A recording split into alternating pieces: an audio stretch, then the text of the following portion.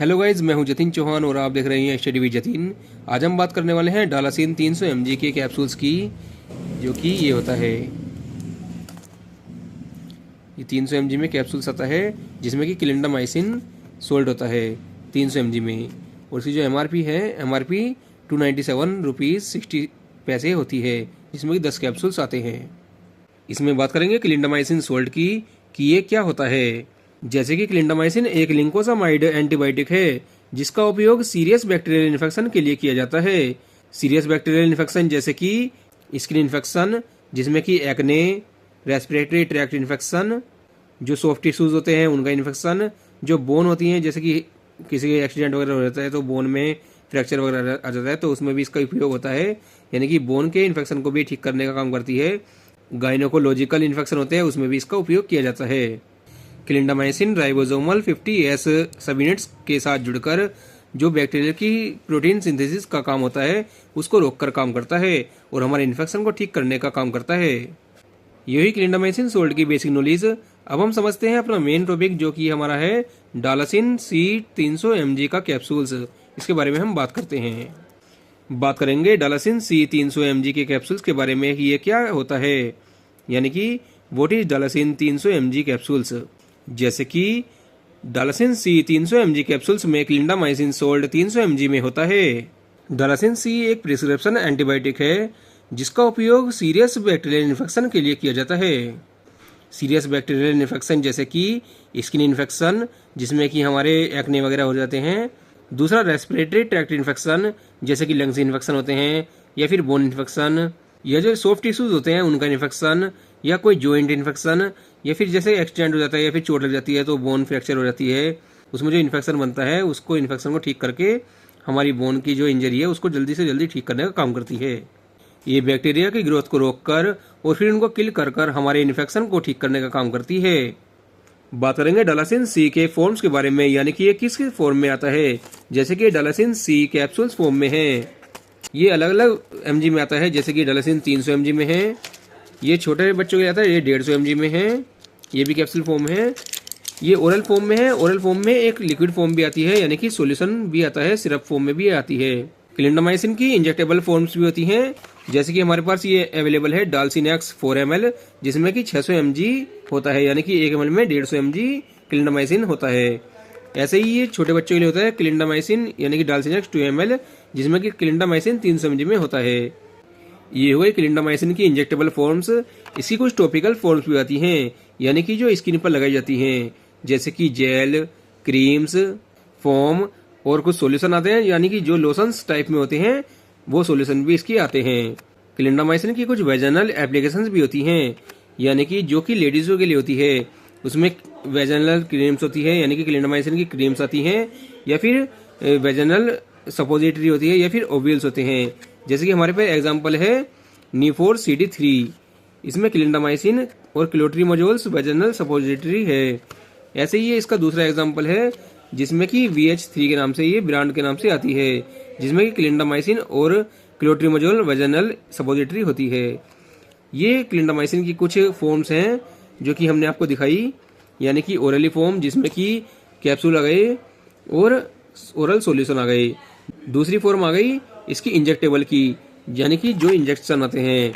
और तीसरी फॉर्म आ गई इसकी स्किन के लिए, यानी कि जो क्रीम होती हैं, जेल होते हैं, फोम होते हैं, और कुछ लोशन टाइप भी आते हैं। और फोर्थ इसकी फॉर्म है वेजनल सपोजिटरी, या फिर वेजनल क्रीम्स इसकी आती हैं। ये इसकी फॉर्म्स हो गई। बात करेंगे डालासिन C के डोज के बारे में, यानी कि जो क्लिंडामाइसिन होती है उसकी डोज कितनी कितनी होनी चाहिए। जैसे कि जो एडल्ट होते हैं उनके लिए 150 से 450 mg हर 6 घंटे में डोज ले सकते हैं, यानी कि सुबह शाम भी ले सकते हैं, और या सुबह दोपहर शाम 3 टाइम भी इसको ले सकते हैं। अगर जो कंडीशन ज़्यादा खराब है तो, यानी कि इन्फेक्शन ज़्यादा है, तो इसको 3 टाइम भी इसकी डोज ले सकते हैं, वरना 2 टाइम इसकी रिकमेंड की जाती है। ऐसे ही अगर जो इसका इंजेक्टेबल में बात करें तो इंजेक्टेबल में इसकी 1200 से 2700 mg पर डे ले सकते हैं, यानी कि 2 से 3 या 4 बार इसकी डोज डिवाइडली ले सकते हैं। इसको लेने का तरीका ये होता है कि जो इसका कैप्सूल होता है, कैप्सूल को हमें चबाना नहीं है, क्रश नहीं करना है, या फिर चूसना नहीं है, इसको केवल सटकना होता है। जैसे कि कैप्सूल लिया पानी के साथ पूरा निकलना होता है। तो ये इसकी लेने की सही तरीका होता है। और इसकी अगर डोज की बात करें, जैसे कि हमारी डोज सुबह शाम या फिर सुबह दोपहर शाम की है, तो जैसे कि हमने सुबह ले ली और दोपहर की डोज हम भूल गए और लगभग तीसरी डोज का हमारा यानी कि शाम की डोज का हमारा टाइम आ गया, तो हमें डोज डबल नहीं करनी है। दोपहर वाली डोज है उसको स्किप कर देना है, उसे छोड़ देना है। अगर जो टाइम पूरा हो गया है बस हमें शाम वाली डोज ही लेनी है, हमें कोई भी डोज डबल नहीं करनी है। और जो बच्चे होते हैं यानी चिल्ड्रन होते हैं, उनके लिए 150 mg में कैप्सूल आता है। उनको 8 से 25 mg पर केजी यानी कि उनका जो वजन है उनके हिसाब से पर डे डोज देनी होती है। बात करते हैं डालासिन सी कैप्सूल्स काम कैसे करता है।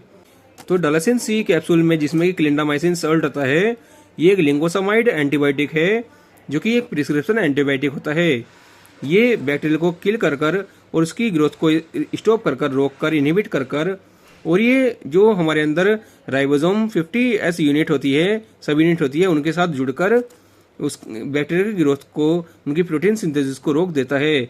इस तरीके से ये बैक्टीरिया को खत्म कर हमारे अंदर इन्फेक्शन हो रहा है उसको ठीक करने का काम करता है। ये जो क्लिंडामाइसिन होती है ये एंटीबायोटिक दोनों तरीके से काम करती है, यानी कि बैक्टीरियोस्टेटिक भी काम करती है, यानी कि जो बैक्टीरिया की ग्रोथ होती है उसको रोक कर काम करती है, उसकी जो ग्रोथ होती है उसको इनहिबिट करके काम करती है। और दूसरा तरीका होता है बैक्टीरियोसाइडल, यानी कि जो बैक्टीरिया की ग्रोथ होती है बैक्टीरिया को किल कर काम करती है, यानी कि उनको खत्म कर हमारे इन्फेक्शन को ठीक करके काम करती है। और जो क्लिंडामाइसिन से जुड़े टॉपिकल एप्लीकेशंस होते हैं जैसे कि क्रीम्स, फोम्स, जेल्स, वो डायरेक्टली हम स्किन पर लगा लेते हैं तो वो उसको ठीक करने का काम करती है। और जो क्लिंडामाइसिन की वेजिनल एप्लीकेशंस होती हैं वो रात को लेने की सलाह दी जाती है, यानी कि रात को वे फीमेल अपनी वेजिनल में उनको रखती हैं, जैसे कि डॉक्टर उनको सलाह देते हैं। तो ये हो इनकी डोज कि किस तरीके से ओरल, इंजेक्टेबल, टॉपिकल या फिर वेजिनल एप्लीकेशंस का यूज किया जाता है। क्लिंडामाइसिन की कुछ इंटरेक्शन भी होते हैं, जैसे कि विटामिन के एंटागोनिस्ट होते हैं जो कि जैसे कि एग्जांपल वारफेरिन जो कि एंटीकोगुलेंट एजेंट होते हैं। मेडिसिन आती है जो कि ब्लीडिंग, जैसे हमारे थक्का वगैरह जम जाता है तो उसको वे ठीक करने का काम करती हैं। तो उसके साथ जैसे वारफेरिन के साथ इसको नहीं लेना चाहिए, वरना हमें ब्लीडिंग की शिकायत मिल सकती है, काफ़ी तेज ब्लीडिंग हो सकती है, उसके एक्शन को ये तेज कर देती है। ऐसे ही कुछ वैक्सीन होती हैं जैसे कि BCG, वैक्सकोरा जो कि लाइव वैक्सीन होती हैं, उनके साथ भी इसको नहीं लेना चाहिए, वरना इफेक्ट कुछ कम हो सकता है, जो इसकी एफिकेसी होती है वो खत्म हो सकती है। या फिर एक एंटीबायोटिक आती है इरेथ्रोमाइसिन, उसके साथ भी इसको नहीं लेना चाहिए, वरना इसका जो इफेक्ट है वो खत्म हो जाता है, कम हो जाता है, वो इतना यूजेबल नहीं रहता है। या जो एंटी सीजर यानी कि जो दौरे की दवाई चल रही है किसी की, जैसे कि कार्बेमेजापाइन, फेनिटोइन, उसके साथ भी क्लिंडामाइसिन सोल्ट नहीं लेना चाहिए, उससे इसका इफेक्ट एफिकेसी खत्म हो जाती है। उतना जितना इसका यूज होना चाहिए हमारी बॉडी पर उतना इसका इस्तेमाल नहीं हो पाता है, इसका असर कम हो जाता है। तो ये होता है कुछ इंट्रैक्शन जिसको इनके साथ नहीं लेना चाहिए। डालासिन सी के कुछ प्रिकॉशंस भी होते हैं, यानी कि जो क्लिंडामाइसिन है उस साल्ट के कुछ प्रिकॉशंस होते हैं, सावधानी होती हैं, वार्निंग्स होती हैं। जैसे कि अगर जो किसी को लीवर की परेशानी है, लीवर प्रॉब्लम है या फिर किडनी प्रॉब्लम है या फिर हार्ट प्रॉब्लम है, तो उन मरीजों को इसको लेने से पहले डॉक्टर से सलाह लेनी चाहिए और बिना सलाह के इसको नहीं लेना चाहिए, वरना शरीर में कुछ दिक्कत भी हो सकती है। क्योंकि जो डॉक्टर होते हैं वे इनकी डोज निर्धारित करते हैं कि कितनी डोज लेनी चाहिए और किस टाइम लेनी चाहिए और किसके साथ लेनी चाहिए, तो उस हिसाब से जो इनका इफेक्ट होता है वो ठीक से काम कर पाता है और जो साइड इफेक्ट है वो नहीं देखने को मिलते। या फिर लेडीज़ प्रेग्नेंट है या फिर ब्रेस्ट फीडिंग है यानी कि बच्चे को दूध पिलाती है, तो उसको भी डॉक्टर से सलाह के बाद ही इसको लेना चाहिए, वरना उनको दिक्कत हो सकती है। तो इसी रिस्क से बचने के लिए इसको पहले सलाह लेनी चाहिए, वरना इसको नहीं लेना चाहिए। इसकी एक प्रिकॉशंस ये भी होती है कि ये किसी भी वायरल इन्फेक्शन में काम नहीं करती, जैसे कि कोल्ड, फ्लू, ये केवल बैक्टीरियल इन्फेक्शन के लिए काम करती है। ये होती है इसकी कुछ प्रिकॉशंस। क्लिंडामाइसिन साल्ट के साइड इफेक्ट को देखते हैं। जैसे कि कोई भी मेडिसिन है उसके कुछ ना कुछ साइड इफेक्ट जरूर होते हैं। जैसे कि हमने मान लिया कि 1,00,000 पेशेंट हैं तो उनमें 1% पेशेंट ऐसे मिल जाएंगे जिनको इसका साइड इफेक्ट देखने को मिल सकता है।